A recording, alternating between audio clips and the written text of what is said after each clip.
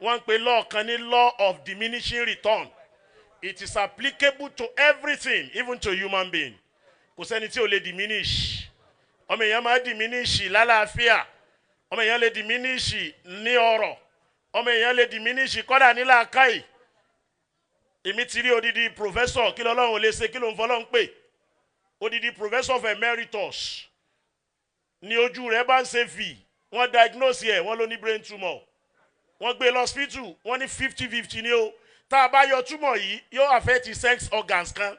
Ó lè jẹ́ smelling sense, hearing sense, àbí kó bá memory.